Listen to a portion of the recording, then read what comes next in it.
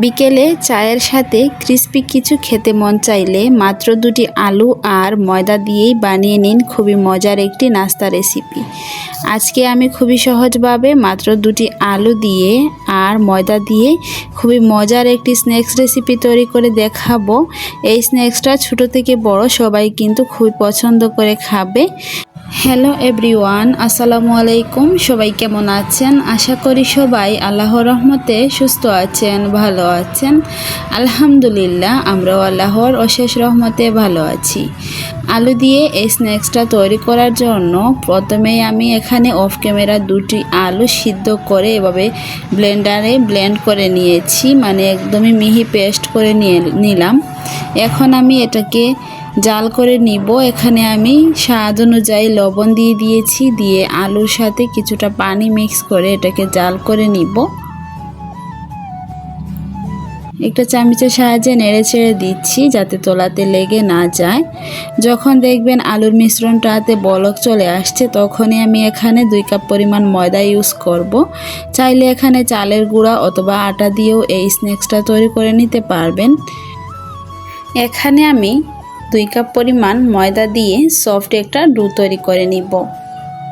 এখানে 2 কাপ পরিমাণ ময়দা দিয়ে দিলাম। এখন ভালো করে চামচের সাহায্যে মিশিয়ে নিব। মেশানো হয়ে গেলে আমি চুলাটা অফ করে দিয়ে এটাকে 5 মিনিটের জন্য ঢাকনা দিয়ে ঢেকে রাখবো যাতে ডোটা পুরোপুরিভাবে সেট হয়ে যায়। তারপরে এটা অল্প করে হাতের মধ্যে নিয়ে ভালো করে এটাকে মথে নিব। একটু ঠান্ডা হয়ে এলে এটাকে কিন্তু মথে নিতে হবে। বেশি ঠান্ডা করে এটাকে মথতে যাবে না, এতে করে কিন্তু ডোটা শক্ত হয়ে যাবে আর স্মুথলি কিন্তু আপনারা এটাকে মথতে পারবেন না। তো এর জন্য এটা যখন হালকা গরম থাকবে তখন এটাকে ভালো করে মথে নিয়ে এরকমই একটি লিচি কেটে নেবেন আপনারা নাস্তাগুলো যেভাবে তৈরি করতে চান। এখান থেকে আমি 4-5টা লিচি কেটে নিয়েছি আর একটা লিচি দিয়ে এভাবে রুটি বেলে নিচ্ছি। অল্প একটু ময়দা ছিটিয়ে আমি রুটিটা বেলে নিচ্ছি, দেখতেই পাচ্ছেন। আর রুটিটাকে কিন্তু একটু লম্বা শেপ করে বেলে নিতে হবে আর একটু পাতলা করে, দেখতেই পাচ্ছেন আমি রুটিটাকে কতটা পাতলা করে বেলে নিয়েছি। এখন আমি রুটিটাকে একটা ছুরির সাহায্যে 4 কোণা শেপ করে কেটে নিব। দেখতেই পাচ্ছেন আমি ছুরির সাহায্যে সাইডটাকে একটু কেটে নিলাম, নিয়ে এরকম একটা সুন্দর শেপ করে নাস্তাটাকে আমি তৈরি করে নিব। নাস্তাটা আমি কিভাবে তৈরি করছি দেখতেই পাচ্ছেন। এক সাইড থেকে এইভাবে ঘুরিয়ে একটা রুলের মতো করে নিব, নিয়ে আমি কেটে দিব।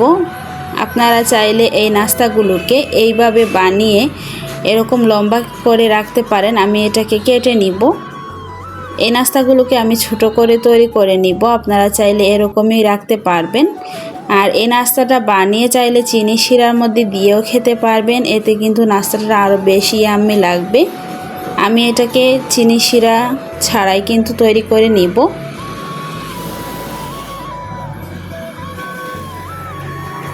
দেখতে পাচ্ছেন দুটো নাস্তা আমার তৈরি করা হয়ে গিয়েছে।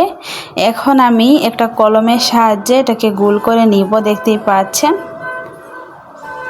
চাইলে আপনারা যে কোনো একটা কাঠি এভাবে ভিতরের মধ্যে দিয়ে এটাকে গোল করে নিতে পারেন, তাহলে দেখবেন নাস্তাগুলো সমান হবে।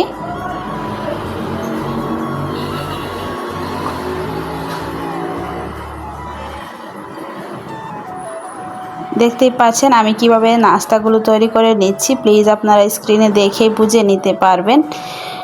আর এই নাস্তাগুলো আপনারা আপনাদের পছন্দ অনুযায়ী যে কোনো শেপে তৈরি করে নিতে পারবেন। তো এভাবে করে আমি সবগুলো নাস্তা তৈরি করে নিলাম। দেখুন মাশাআল্লাহ অনেকগুলো নাস্তা আমি তৈরি করে নিয়েছি। এখন নাস্তাগুলোকে ভাজার পালা। এর জন্য একটি ফ্রাই প্যানে আমি তেল গরম হতে দিয়েছিলাম। তেলটা যখন গরম হয়ে এসেছে তখন আমি একে একে নাস্তাগুলো দিয়ে দিচ্ছি। এই নাস্তাগুলো যদি আপনারা চিনি শিরাতে দিয়ে খান তাহলে এটা পিঠার মতো খেতে লাগবে। আর অবশ্যই চিনি শিরাটাকে একটু ঘন করে তৈরি করে তারপর এই নাস্তাগুলো দিবেন, দিয়ে সাথে সাথেই উঠিয়ে নেবেন, তাহলে দেখবেন নাস্তাগুলোতে ক্রিস্পি ভাব থাকবে। আমি নাস্তাগুলোকে চিনি শিরা ছাড়াই খেয়ে নিব, কারণ আমার বাসায় সবাই এই মিষ্টিটা বেশি পছন্দ করে না, এর জন্য এভাবেই আমি সবাইকে খেতে দিব। একটু সস দিয়ে সবাই খেয়ে নেবে। দেখতে পাচ্ছেন আমি নাস্তাগুলোকে উঠিয়ে নিচ্ছি। তো দেখুন আমি নাস্তাগুলোকে পরিবেশন করে আপনাদেরকে দেখিয়ে দিলাম। মাশাআল্লাহ নাস্তাগুলো কতটা ক্রিস্পি হয়েছে আপনারা কিন্তু দেখেই বুঝে যাচ্ছেন। এই নাস্তাটা কিন্তু খেতে খুবই মজা, আপনারা একবার হলেও বাসায় ট্রাই করে দেখতে পারেন। তো এই ছিল আমার আজকে আলু আর ময়দা দিয়ে খুবই মজার একটি স্ন্যাক্স রেসিপি। আপনাদের কাছে কেমন লাগলো প্লিজ কমেন্ট করে জানাবেন। যদি ভালো লাগে তাহলে প্লিজ আমার ভিডিওটি ফ্রেন্ডস অ্যান্ড ফ্যামিলির সাথে শেয়ার করে দিবেন। সবাই অনেক বেশি ভালো থাকবেন, সুস্থ থাকবেন। দেখা হবে পরবর্তী কোনো ভিডিওতে। আল্লাহ হাফেজ, আসসালামু আলাইকুম।